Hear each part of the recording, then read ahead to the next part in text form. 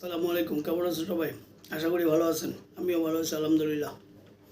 এখন ভালো থাকাটাই চ্যালেঞ্জ, তার মধ্যেও বেঁচে থাকতে হবে, হতাশ হওয়া যাবে না।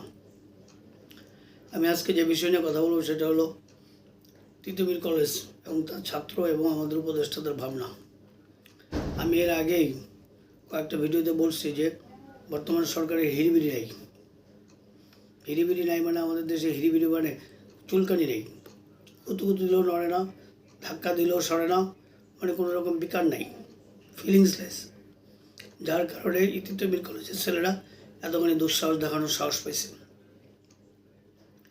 তারা আন্দোলন করে আলহামদুলিল্লাহ, কিন্তু আন্দোলন করতে যায় ট্রেনে আক্রমণ করা, ট্রেনে যাত্রীদেরকে আহত করা, এবং তাদের বিরুদ্ধে এখন পর্যন্ত কোনো দৃশ্যমান অ্যাকশন নেওয়া হয় নাই।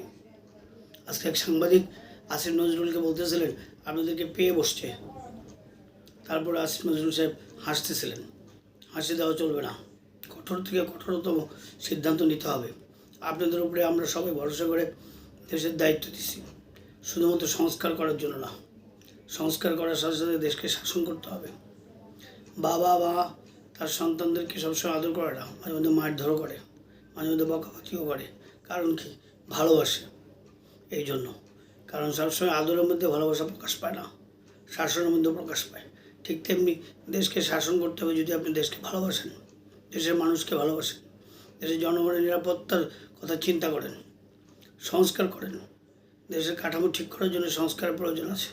সেই সাথে কারেন্ট ইস্যুগুলোকেও খুব সুইফট অ্যাকশান নিয়ে এটাকে ডিমলিশ বা অ্যাবলিশ করতে হবে। যদি না করেন তাহলে এটাই আপনাদের জন্য বিপদের কারণ হয়ে দাঁড়াবে। মনে রাখবেন, হাসিনা সরকার ছাত্রদের কোটা আন্দোলনকে গুরুত্ব দেয় নাই। গুরুত্ব না দিয়ে পরবর্তী যখন শক্ত হয়েছে তখন কঠোর হইতে গেছে, কঠোর হতে যায় নৃশংসতার পরিচয় দিছে। এইরকম প্রত্যেকটা ক্ষেত্রে ঘটে। আপনারা কঠোর হবেন না, পরে যখন কঠোর হইতে যাবেন তখন একটা দুইটা থাপ্পড় দিলে থামবে না, তখন মেরে ফেলতে হবে। আর মেরে ফেলতে গেলে আপনারা খারাপ হয়ে যাবেন। তাই কঠোর হন, আইনের সঠিক প্রয়োগ করেন, আইনের সঠিক প্রয়োগ করে দেশকে শান্ত করেন, দেশকে স্টেডি করেন। ব্যাংকিং খাতে যেমন আপনারা স্থিতিশীলতা নিয়ে আসছেন, আইন শৃঙ্খলা, মানুষের হিসাবই কাজ কারবার, এগুলো লাগাম টেনে ধরতে হবে। মাননীয় প্রধান উপদেষ্টা ইয়ংদেরকে পছন্দ করেন, যুবকদেরকে পছন্দ করেন। যুবকদের নিয়ে উনি গত 20 বছর ধরে কাজ করতেছেন, তাই আমাদের দেশে ইয়ংদেরকে নিয়ে উনি কাজ করতে চাচ্ছেন। কিন্তু এইটার সুযোগ অনেক ইয়ং নিয়ে নিচ্ছে, অনেক যুবক নিয়ে নিচ্ছে। এটা থেকে বেরিয়ে আসতে হবে। কঠোর থেকে কঠোর দেশের মানুষের জানমাল নিরাপত্তা বিধান করার জন্য আপনাদের উপরে দায়িত্ব দেওয়া হয়েছে, সেই দায়িত্ব পালন করেন।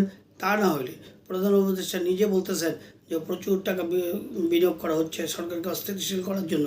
সেই অস্থিতিশীলতা কিন্তু পড়বেন আপনি। আপনি পড়লে আমরা পড়ে যাব, আমরা পড়লে দেশ পড়ে যাবে। দেশ অলরেডি 20 বছর পেছায় গেছে, আরও 20 বছর পেছায় যাবে। টেক ব্যাক বাংলাদেশ হবে না। বাংলাদেশকে শান্তি করতে গেলে আপনাকে সকল ক্ষেত্রেই সঠিকভাবে শাসন করতে হবে। শোষণের দরকার নেই, শাসন করেন। Thank you very much. আসসালামু আলাইকুম।